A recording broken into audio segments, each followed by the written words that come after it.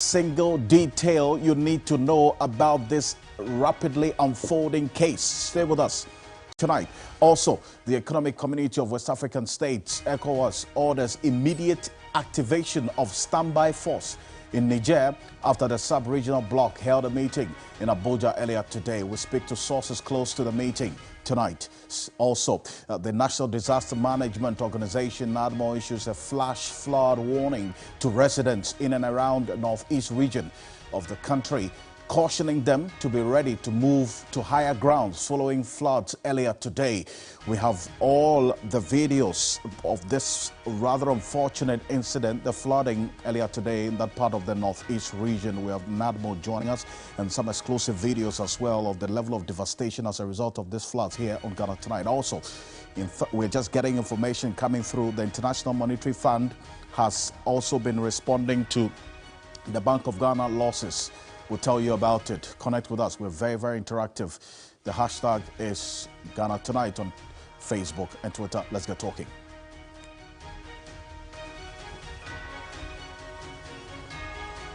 I am Alfred Ocansey. Let's settle for Ghana Briefs.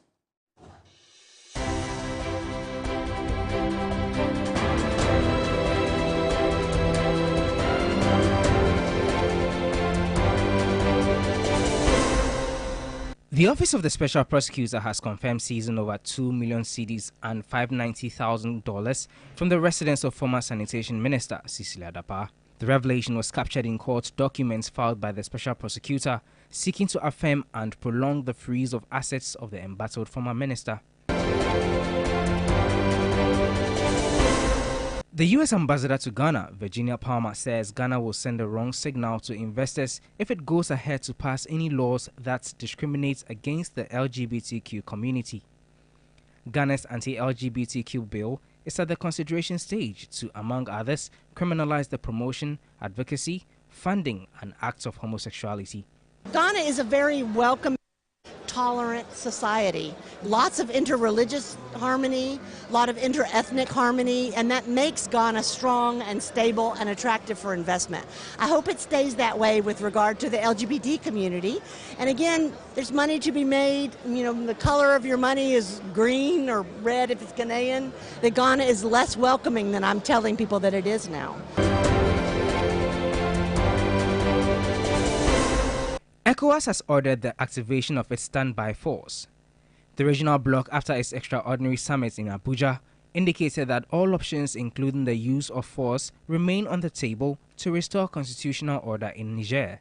Earlier, Chairman of ECOWAS, President Bola Tinubu, said diplomatic routes will be explored to ensure a swift return to constitutional order in Niger.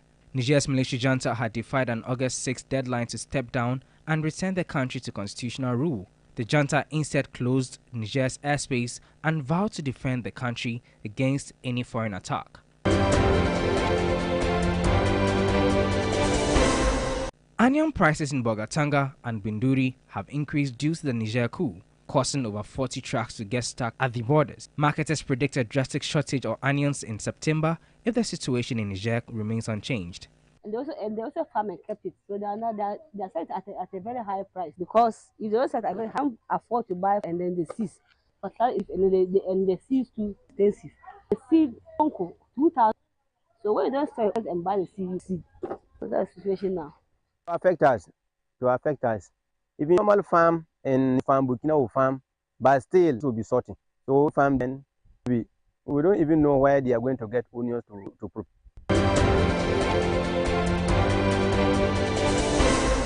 The Deputy Director General of the Commission for Technical and Vocational Education and Training, Engineer Peter Entribusiakon, has urged tertiary institutions to reduce admissions for students who enroll in less demand-driven programs. He made the observation at a forum for senior high school students in Cape Coast. The unemployment situation we have in this country is partly due to some of the programs offered at our traditional universities that are not on demand. And for that matter, we as regulators, we should regulate the programs they offer at some universities if they are not on demand, if it's not industry-led and demand-driven. then we have to cut down the number of students we enroll them to study.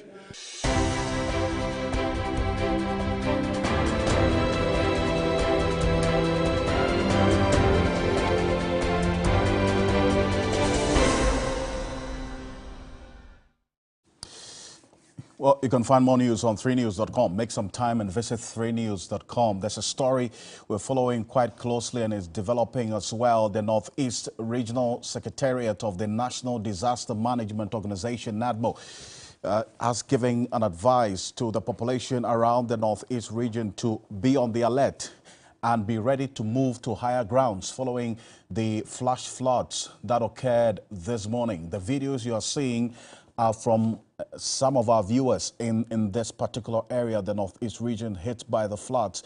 Earlier in the week, we got to know that Wale Wale was heavily hit, and most of that part of the community were also affected by the floods as well, and that really has generated some concern about what is going on. And we're keeping a close eye on this particular situation and be updating our viewers on it as well. And that's a situation that we're keeping a close eye on here on Ghana Tonight, and how things are unfolding quite swiftly with respect to this particular situation. So that's what's happening now.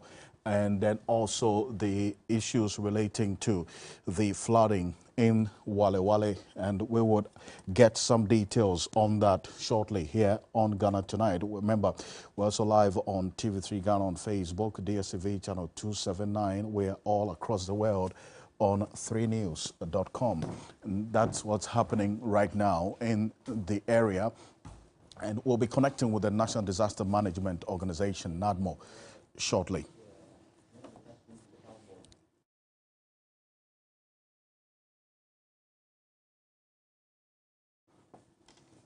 Coming up next here on Ghana Tonight, we stay on the ongoing investigation by the Office of the Special Prosecutor into the Cecilia Dapaah stolen money saga, as a court documents available to us reveal more cash was found at her residence. We give you every single detail of what the Special Prosecutor found tonight, and rather very, very interesting developments. But my colleague Eric Mauna Egbeta earlier put everything in summary, and it just put it all just for the benefit of our viewers. But shortly we'll get to some single details. My colleague Dennis Boberi-Wedam, who's been studying the Special Prosecutor's statement, which was released earlier today, plus some exhibits as well, so that for you, our viewers, you can also follow through every step of the way. This is a summary of the report that we're going to get into the details of shortly. Take a look.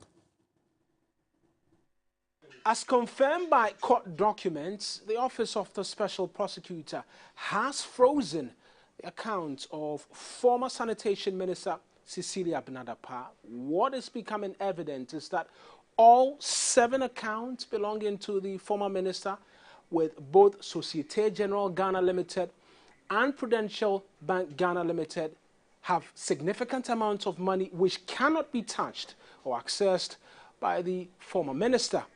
What has been revealed further in these documents by the Office of the Special Prosecutor currently in court is that bank accounts with Prudential Bank Ghana Limited, up to 4 separate accounts exist with different sums of money in both cedis and in dollars. With Societe Generale Ghana Limited, up to 3 bank accounts exist in the name of Cecilia Dapaah, with cedis investment and some cash resting comfortably.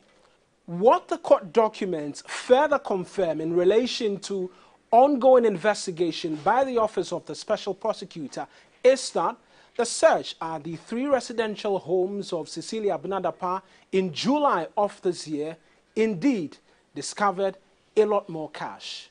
According to the documents, the officers of the Special Prosecutor discovered up to $590,000 in hard cash and up to 2.7 million cedis in hard cash as well at the Abelenkpe residence of the former minister. What this means is it does confirm the reportage we brought to you here at TV3 of a lot more money found in the home of the former minister. What awaits now is the hearing, which is scheduled on the 17th of August of this year, for a determination as to whether or not the Financial Division of the Accra High Court will continue to give the special prosecutor the authority to have these 7 accounts frozen until investigations are done. Well, so this is a summary of this report by the OSP. What we're going to do now is to give you some singular items which we've been able to glean just for you, our viewers, to follow every step of the way. Why what the OSP has put out today is extremely important to how this case is playing out. And we're getting to know that there are not just 2 residencies of the former sanitation minister, Cecilia Dapa. We're talking about 3 residencies now, and then plus some more money that was discovered in her house. If you recall, the earlier report was that something substantial had been found. Well, there's some confirmation to it. And that also confirms an earlier report that we here at TV3 put out. My colleague Dennis Poperi-Wedam is ready with some more detail. Dennis, what have we found in this OSP report that was released today? Well, so Alfred, the updates on the Office of the Special Prosecutor's investigation into the matter of Cecilia Dapa has almost become like a weather report. Yeah. We do it daily. There's a new development every single day. Kept you awake for the past 3 days. But well, it's important for us to know the money that is involved and how all of the money is played out. And for our viewers to understand it, we've decided to put the monies into 3 categories. The money that was allegedly stolen, which we have spent a lot of time explaining to viewers, and that includes the $1 million, which part of it, $800,000 plus $200,000, then some 300,000 euros. That's the money we are talking about. That's right. And that was the money that was allegedly stolen from her home. And that was the beginning of the story. Now, the other part of the money is what we earlier reported, that the OSP, upon arresting the minister or the former minister, conducted a search in her houses, 3 houses, one at Abelenkwe, the one where the incident itself happened, one at Cantonment, and then one at Tesano. So this is the 3rd house we're getting to know, because earlier the report suggested 2 residencies. So the Tesano house is the latest. 3rd one.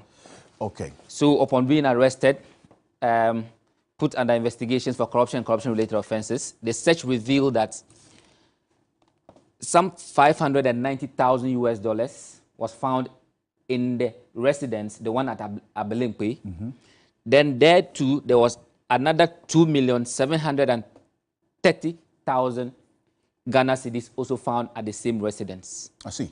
So when we reported that money was found and they spent a lot of time counting the money, this has come to confirm that indeed it had to take them some time to count all of this money. I see. Now we know this money has been seized by the special prosecutor on the basis that he has strong suspicion that it is tainted money. And per the OSP Act, once somebody is under investigation for corruption-related offenses, or the person has been charged, and the OSP suspects that the money is tainted, he has the right to do what he did. So this money, $590,000, yes, 2,730,000 cedis, is in the custody of the OSP. That is what we gather. Okay. The last part of the money, so this is the second part of the money. The last part of the money is what we are now being told the OSP is heading to court to confirm a freezing order that he's placed on this money. This money is money that is seated in the bank accounts of the former Minister for Sanitation and Water Resources, Cecilia Dapa. Okay. So how many bank accounts have been frozen by the special prosecutor? In all, we are looking at 7 bank accounts. 7 bank accounts. And what types of accounts are we talking about here? So in some instances, the OSP indicates the kind of account. So those that are with Prudential Bank, he indicates that they are current accounts. Current account. But those that are with Societe Generale, he only indicates that they are accounts with the following account numbers. Okay. But we get the understanding, or we gather, that some of them are investment accounts. Investment accounts? Yes. So we have current accounts and then investment accounts. Now, for each of the accounts, there are some monies in there. We got a statement from the special Office of the Special Prosecutor this evening that monies that have been put out there purportedly to be the balances of these accounts are not coming from his office. That is to say, if there are any figures out there suggesting that there are the balances in these accounts, then he says that it is not he, the Office of the Special Prosecutor, who has put that out there. I see. It may well be coming from other sources. Okay.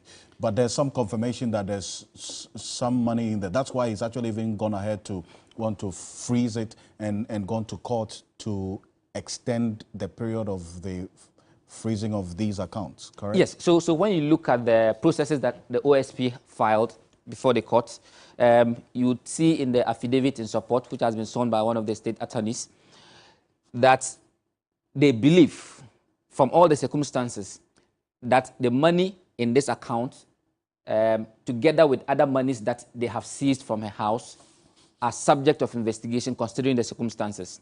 Mind you, I already indicated that when you look at the OSP Act, Section 38, 39, and then 40, they all talk about the freezing orders or the power of the OSP to freeze an account on suspicion or at the point of investigating somebody.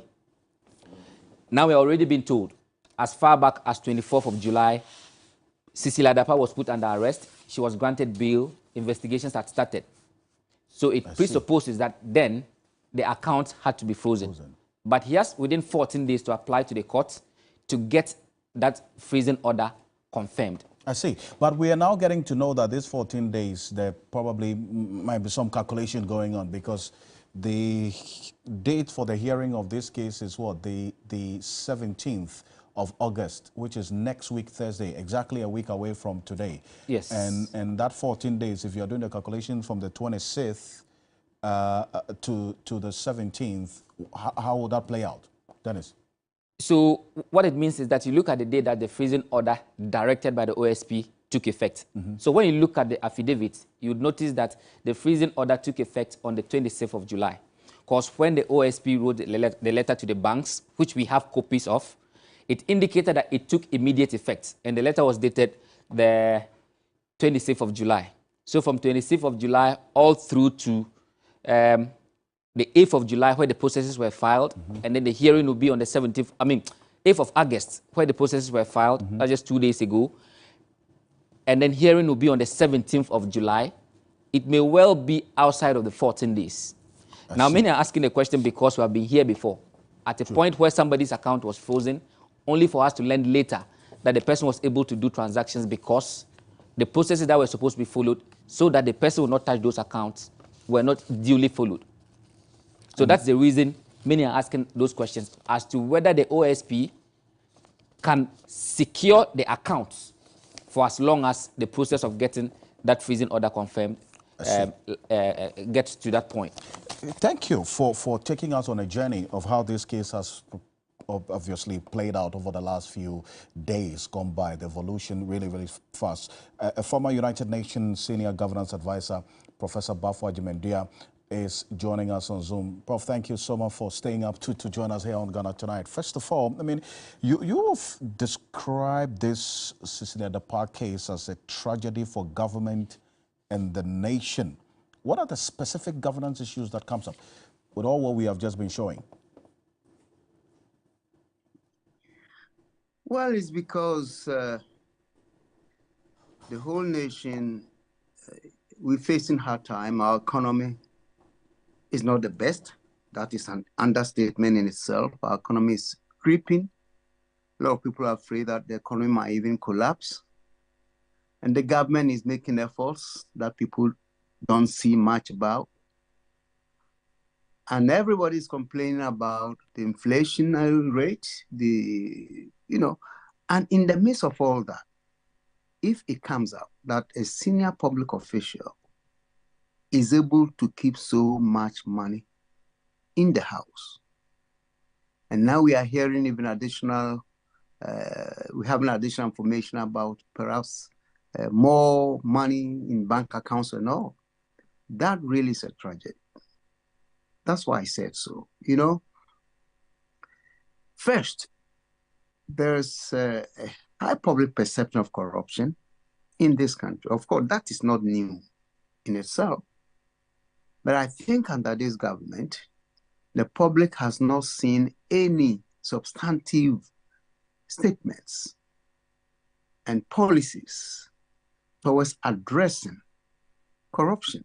Of course, we are aware of the establishment of certain institutions to fight corruption, but when it comes to human behavior and actions, we scarcely hear official condemnation or rebuke. And truly, this particular case has not, or perhaps I should say, is yet to receive official rebuke. And that makes people angry. And that is why I think the amount mentioned officially as having been stolen and the additional money that apparently has been discovered, all that adds up to create a huge tragedy for us. But you see, Professor Jumandia, in other progressive jurisdictions, when such incidents happen, you see some response mechanism to ensure that it doesn't happen again. You've made reference to the response by the president when this happened.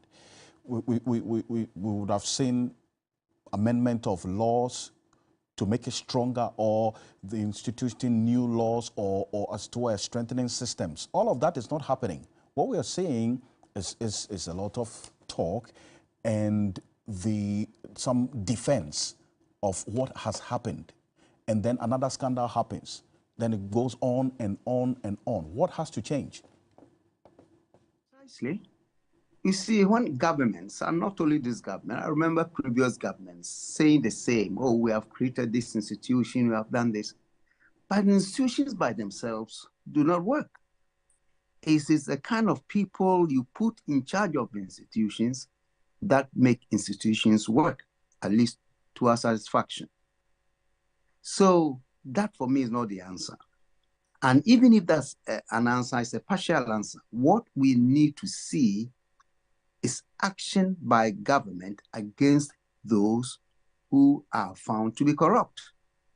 That's why in this particular case, the case we are discussing, Madam Cecilia, the past case, I was celebrate the step that initially there was no official response until she resigned. And even then, accepting the resignation, the statement that was given was not encouraging at all, as if to suggest that in the end, the culprit will be found not guilty.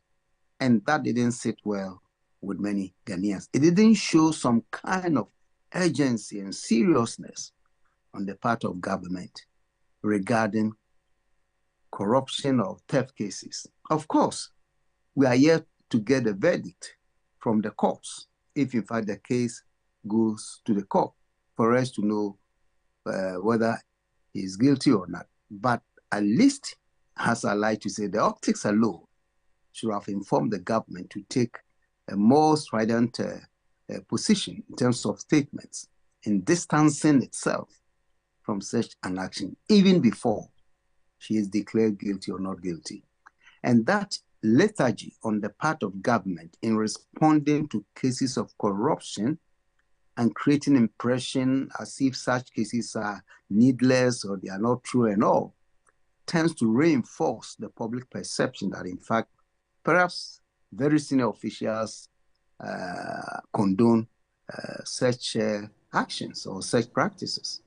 And I think the government could have done itself better if there had been swift reaction. And we are hoping that the Office of Special Prosecution, the OSP, I think this is a real test case for him. It's a real test case. Mm-hmm. And already people are even raising some questions, attempts by the Attorney General to get into the case, the police connection to all this. And I'm hoping that the OSP will stand firm and demonstrate the principle that he so beautifully enunciated when he was interviewed at length on Joy News several weeks ago. He was very convincing when he spoke on television. And for me, I still maintain some confidence in him that he can do the job. But as I say, it's a real test case for us to see if, in fact, he's capable of prosecuting big fishes. So for you, you align with those who make the point that the president's even going ahead to say that integrity was going to be restored, even before investigation started into this case, was bad for the optics and certainly bad for whatever outcome of this investigation that is going on, is it not? I said so. I said so. And I think, as I keep saying, this is a real test case, not only for the OSP, but for the government at large, because this could be the most scandalous case we have had in a long time. Scandalous because when a senior official is capable of storing such an amount in the house, only God knows how much that person has elsewhere. And as you know, most officials in this country, most African countries, have tendency to save their money abroad. And if it's one government person doing this, I don't know how many other officials are indulging in that. I'm not saying there's no case against anybody, but this case leads us to speculate, which perhaps is unnecessary, but the reaction of government do not encourage us not to do that. That's why I think there's a loud voices coming from civil society on this matter. So again, let us see what the OSP can. Okay, Prof, but on that bit of the suspicion, right, that suspicion that you're talking about, that this Cecilia Dapa case, as many have said, it may be just the tip of the iceberg of a very bigger situation that we don't know of because nothing has happened. Maybe their house helps having stolen whatever money they are keeping in their bedrooms. But this brings up a bigger conversation about the asset declaration regime of public officers in this country and the weaknesses in there, is it not? Obviously. And it is sickening that both parties, when they are in power, they literally ignore calls by civil society to rewrite the asset declaration as it is in the Constitution. It has no teeth. All it requires public officials to do is to declare their assets quietly. And when it's declared, nobody knows. And then you give it to the accountant or auditor general, push it under lock. You serve the government or the country for 4 years or 8 years, you walk away. Nobody tells you what the declaration was. Absolutely useless. So if we are serious to check public officials behaving this way, then I think the assets declaration should be strengthened by revising it and perhaps requiring periodic review of the declaration and periodic declaration by public officials. For instance, if the holding authority is authorized to open the declaration after 2 years or 3 years, call the person and start interviewing the person, what else has happened since you were employed, if the addition you added, if there's nothing, and then that will help us know exactly what. Right. Of course, mind you, people are still clever these days about stealing state assets. They put names on them, people front for them. We know that it's been going on for decades. Public officials allow people to front for them. But all these can be done if, in fact, we attach investigation to the assets that are declared by public officers. Very important call there. Professor Bafo Ajimendua is a former United Nations governance advisor, also an expert in that area. Thank you so much for joining us here on Ghana Tonight. But coming up next, the Bank of Ghana is saying that its current head office building, which was built in the 1960s by the Nkrumah government, has failed a structural integrity assessment. That's coming up next here on Ghana Tonight, and we're getting to all of those. Plus, the IMF statement also coming through right now has been responding to the Bank of Ghana losses. We tell you about it right after this quick break here on Ghana Tonight. There's been some responses as well. Stay with us. We will be back shortly.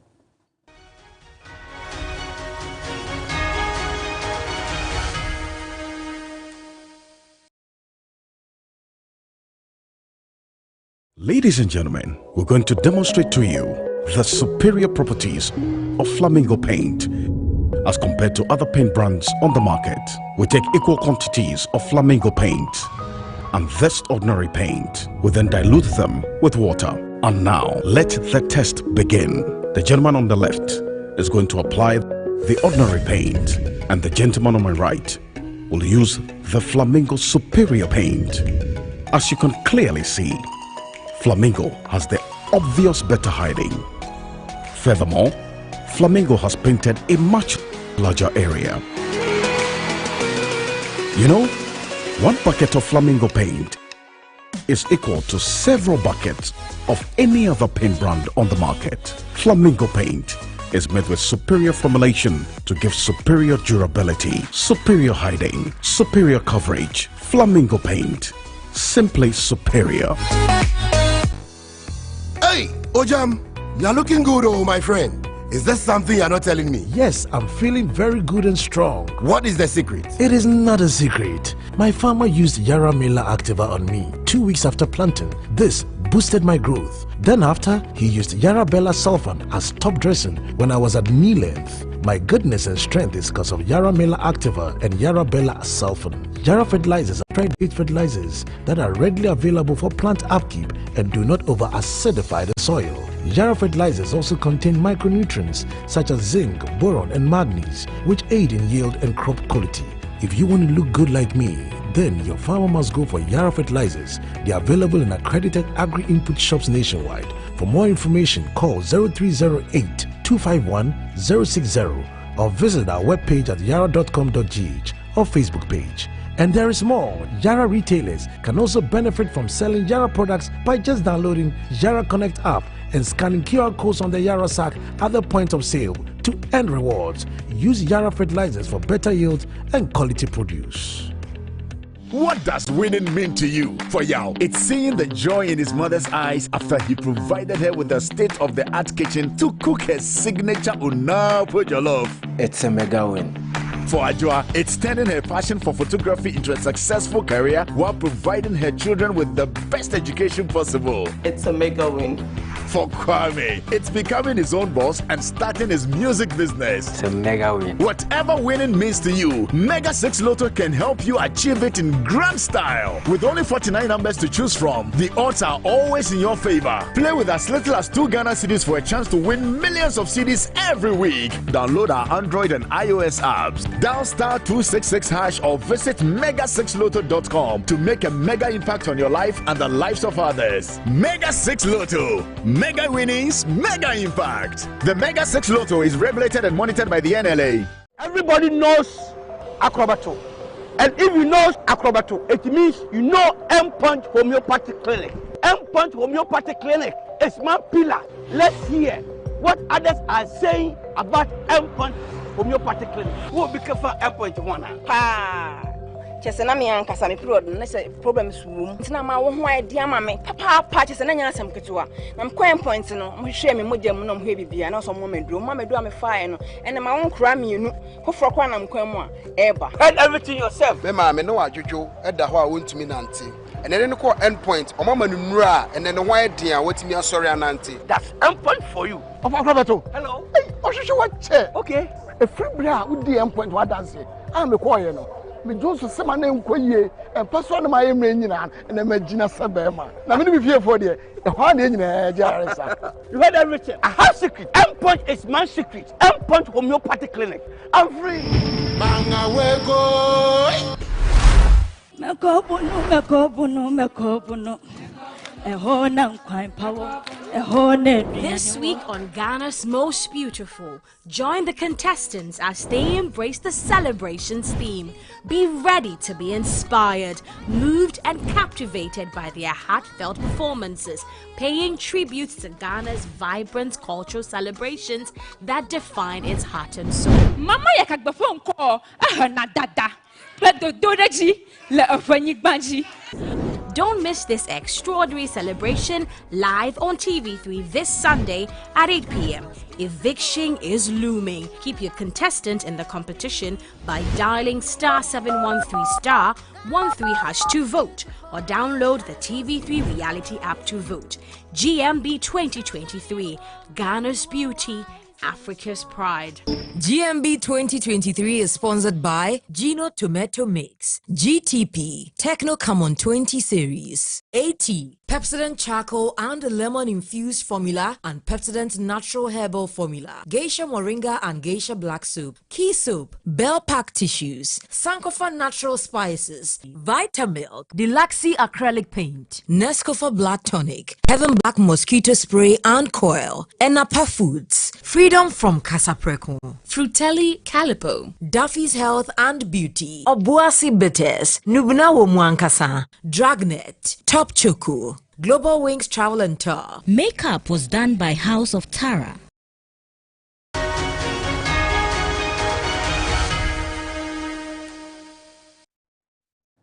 Welcome back. Coming up next here on Ghana Tonight, the Bank of Ghana says its current head office building, which was built in the 1960s by the Nkrumah government, has failed a structural integrity assessment. That is their justification for the spending of some $250 million on that said amount, that particular building. Now, take a look at this, and this is what we do know so far as to the building that you're talking about. And you're going to see on the screen right now the new Bank of Ghana headquarters, which the minority NDC made reference to 2 days ago. The cost of that building now we know that has been put out is some $250 million. Now, that's the new building there, and it's if you describe it as springing up quite fast, you will not be wrong, because if you've been monitoring the pace of progress of this said building, you can understand why questions have been raised about it. But the Bank of Ghana, in their justification of why they are building this particular facility, is that, quote, this building, the old building they are in now, is no longer fit for purpose and could not stand any major earth tremor, right? And that's why they are doing this, that they're building this new head office. Now, they issued a statement detailing why they are doing this. I'm going to put portions of that statement on the screen right now. This is the Bank of Ghana saying. So, the Bank of Ghana statement indicating that, one, this is not fit for purpose. It says the outcome of the structural integrity work was that the main building does not satisfy the full complement of excess strength required for a building to be considered safe for usage. 2, this means that in the case of a worst case gravity and wind loading scenario, for example, unusually strong wind, the building may be significantly affected. It goes on to say that unlike the current Bank of Ghana head office building built by the Nkrumah government in the early 1960s, the new head office cannot stand major earth tremors. That's why they are building this new facility. And Professor John Gachi is the Dean of the University of Cape Coast Business School. Prof, this is the latest response from the Bank of Ghana on the justification why they are building this new facility for this much. Does this answer the critical questions that have been raised about this venture that they are on? People have problem with the Bank of Ghana putting up a new building befitting and structurally adequate for their occupation. But the problem is, at what time are they putting it? When they are making a loss of 60 billion. When they have spent all the money to clear the mess of government. Is that the period that they are doing this? That is the question that people are asking. And at the same time, people are asking about the cost. Why is it 250 million? What are they building?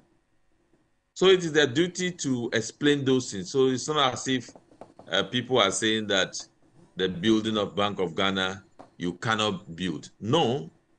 If there is a technical report that indicates the Bank of Ghana should be relocated to a better and more fortified building, that is not a problem. But the amount you are spending, is it proper? The time you are spending it, is it proper? Are we in exigency? If we're indeed in exigency, why will you stop lending to government only after an IMF stoppage? So if the Bank of Ghana were not to take it upon themselves that they were set up just to be clearing the mess of government, we will not be in this situation. So that is what the public is pointing out to them, and they must live up to that. I believe the least they should be telling the public is that the losses, they can turn around and begin to make profit and begin to be stable.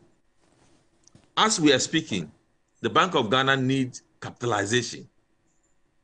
As we are speaking, the Bank of Ghana, the audit report shows that its going concern is in question.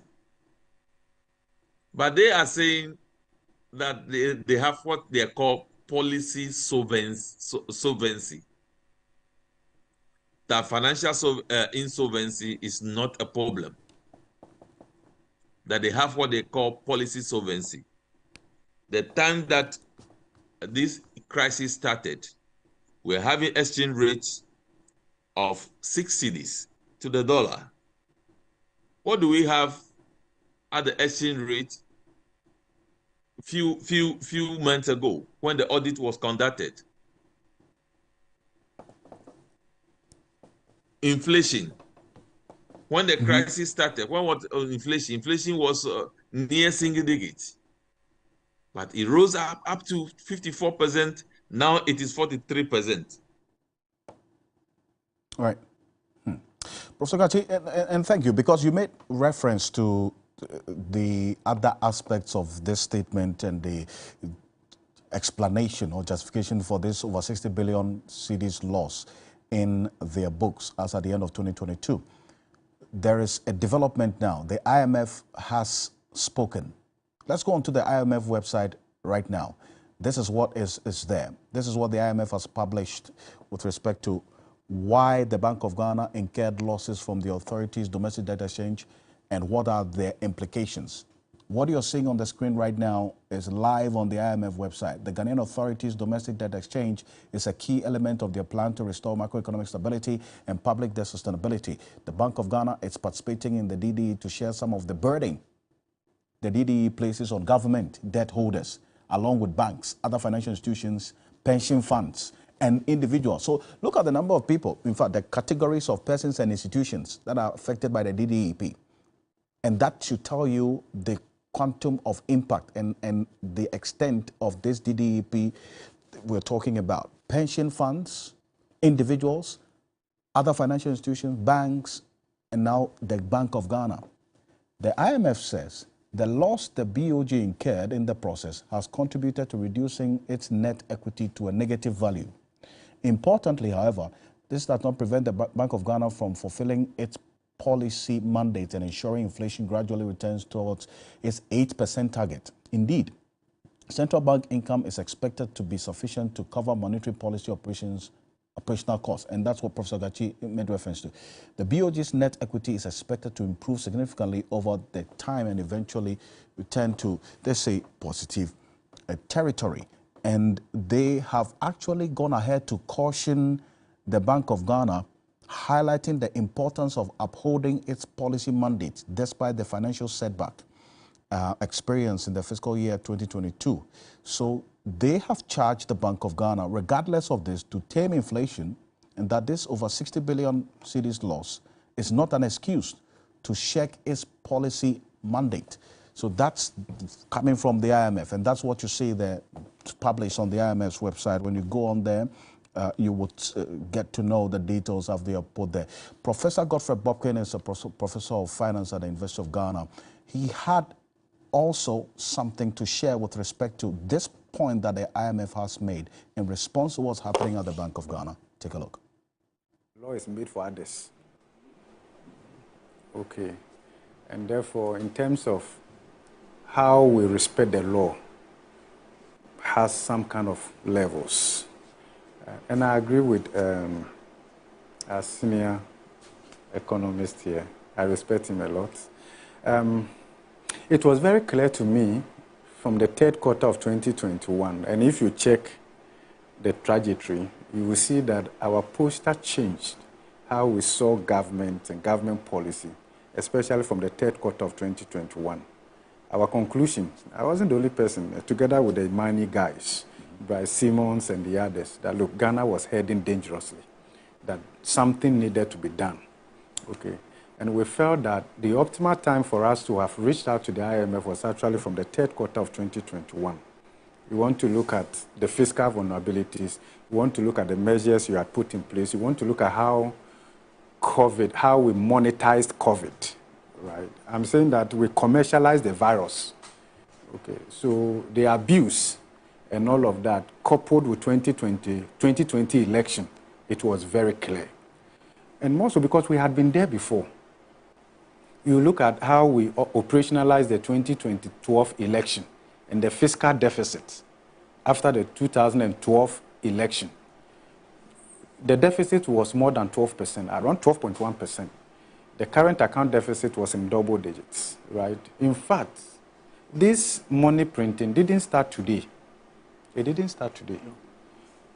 And just as Mr. PM said, you know, for inflation targeting, which we had adopted during the time of Dr. Polakwa.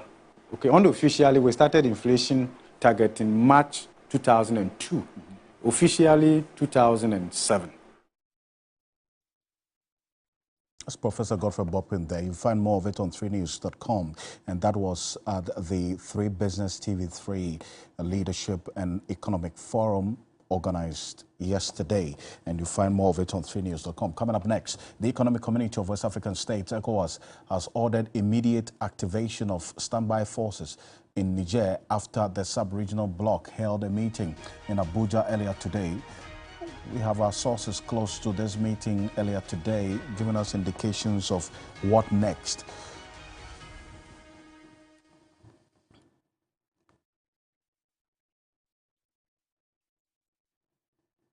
In fact, news just coming through is that the Ivory Coast President Alassane Ouattara has also indicated that the country will contribute 1,000 troops to the ECOWAS standby force for the Niger operation.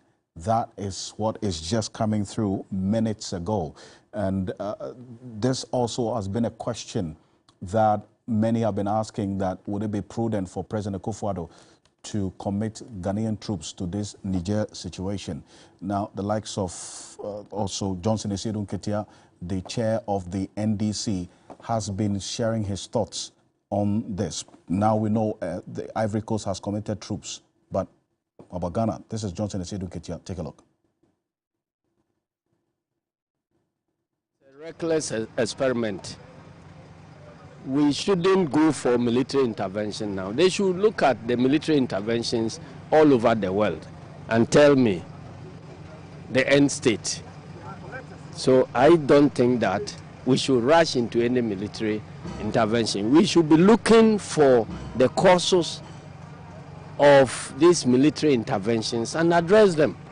What is happening across the Sahel is bigger than just a small military intervention. Any military intervention will be aimed at dealing with the symptoms rather than the causes of the disease itself. I believe that it has a lot to do with France's new colonial policy, and that is why in all the 5 or 6 cases it is about French-speaking colonies. So we should look at it again. That's the chairman of the NDC, Johnson Isidun Ketia there. Mutaru Momoni Mufta is the executive director of the West Africa Center for Counter-Extremism. He has been monitoring the meeting of the ECOWAS leaders in Abuja earlier today. He's joining us on Zoom. Thank you so much for joining us here on Ghana Tonight. First of all, we're just learning that, in fact, the Ivory Coast has committed 1,000 troops to this ECOWAS standby force, which we understand an order has been given for its deployment. How is this going to impact on how things are playing out in Niger? The resolution that we have heard from ECOWAS today, in my opinion, appears unhelpful. Helpful in the sense that ECOWAS appears to be talking about diplomatic approach and dialogue, diplomatic negotiations to dealing with this problem. And at the same time, they are threatening the use of military intervention to deal with the situation. If you remember, the first announcement that they did on the 30th of July, it included this option. And the aftermath of that, the discussions around it, including officials of ECOWAS, use of military intervention, even though they refer to it as the last option.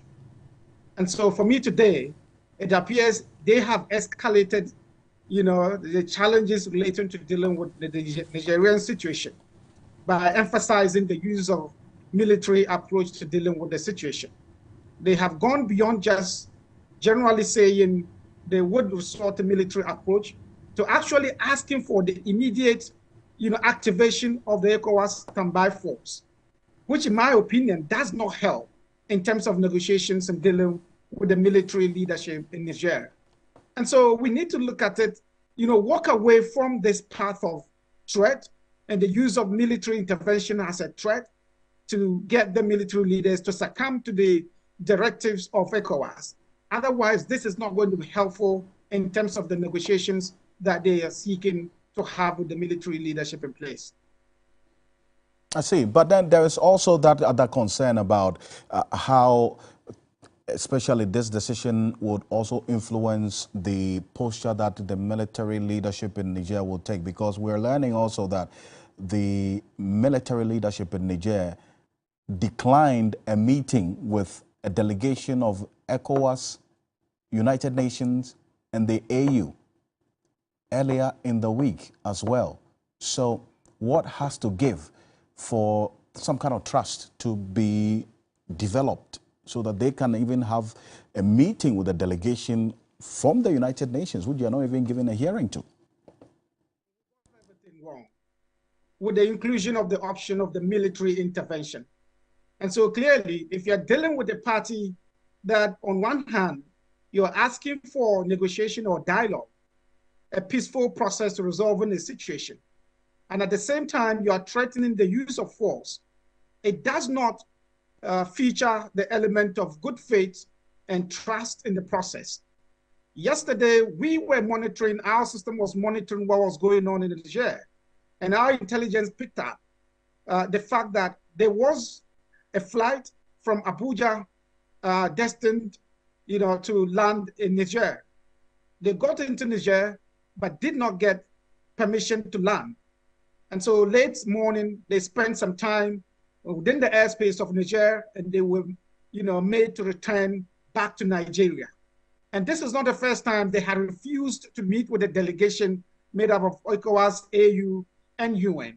And it's largely because of the initial approach to dealing with the situation. The leadership in place in Niger do not trust, that there's good faith in the way and manner that this negotiation is being constructed. And so it's going to be a huge, complex situation to dialogue with the military leadership in place. And the worst situation is that we may have a military deployment in Niger. And from where I sit, this can be very ugly for all of us. I do not see a resolution through the use of military intervention. And so there's a need for us to kind of, summon the new spirit in terms of approach to dealing with it, an approach that walks away from the threat of military intervention in Niger, and involve, legitimate voices within the region and, international levels to ensure that we have an amicable solution to this. It's not going to be easy. It's not going to be, come very quick, but we must do everything we can to ensure that we avoid a military situation or military intervention in dealing with this problem. And I say that from the perspective, if you look at the context and the background to, the security situation in the sub-region, we are in a very ugly situation right now in terms of regional security, in terms of stability, and in terms of the big problem of terrorism and violent extremism in the region. And so we have to do everything we can so that we do not further worsen the situation in which we are right now. But Muftar, before I let you go, we're just learning now that the Ivory Coast President Hassan Ouattara has committed 1,000 troops to this standby force of ECOWAS to Niger. And Burkina Faso, which shares borders with Ivory Coast, is also supporting the leadership of the military in Niger. Where does Ghana now stand? What would be your recommendation in this instance? That our president will commit this nation to any kind of military intervention, any kind of war situation. I do not think that our president will do that. Of course, people are calling on our president not to do that. But in the first place, I do not think that the thinking within the Flagstaff House is that we would support the military process in terms of committing our troops and resources. We are already in a very dire situation in terms of the economic situation here and in terms of regional security. I think that if anything at all, officially, we should be restraining ECOWAS from going the path of military intervention. Right. And I think that we are watching to see in the next couple of days what the official position of government would be. Indeed. Thank you so much. Mukhtar Momoni is the Executive Director of the West African Center for Counter-Extremism, also joining us with his thoughts on this. Coming up next here on Ghana Tonight, the National Disaster Management Organization has issued a flash flood warning to residents in and around the northeast region of the country, cautioning them to be ready to move to higher grounds following floods earlier today. And that's the detail that we have right now. It's going to be on the screen shortly, because the Northeast Regional Secretariat of NADMO has issued a statement this evening advising the population around the Northeast region to be on the alert and be ready to move to higher grounds following the flash floods that occurred this morning. NADMO Northeast region says they are monitoring the situation and working with other agencies such as Regional Coordinating Council, municipal and district assemblies, security agencies, and other agencies to ensure prompt response to any emergency, as well as issue regular updates on the situation so that everybody will be advised accordingly. This happened earlier today. The videos you're seeing right now are from some of our viewers in the Northeast region, giving us updates of the level of devastation that the floods have caused the area. All road users traveling to Nalerugu, especially Nalerugu, from other parts of the region and beyond, are advised to be cautious as the bridge between Tinguri and Gbani have also collapsed. The Nazia, Berigu, and Mimima road has also been affected by the heavy floods and are not accessible. So that's why you see people being carried across the rivers. And this is one of the bridges we understand that has been destroyed. And we understand that the dangers of the floods and the flash flooding is just 6 inches of moving water can knock you down, and most vehicles will begin to float, losing control and possibly stalling. About 12 inches of moving water can also sweep a vehicle away, and that's what we're seeing now. So this is just for the caution of people who are moving into the Northeast region and the residents in there as well. Stay with us here across all Media Journal platforms, because we're keeping a close eye on what's happening in the region, and we'll be updating you as the days go by. Thank you so much for staying with us here on Ghana Tonight. Join us same time tomorrow. I am Alfred Ocansey. Have a good night. Ghana Tonight is brought to you by Flamingo Paint. Superior durability, superior hiding, superior coverage. Simple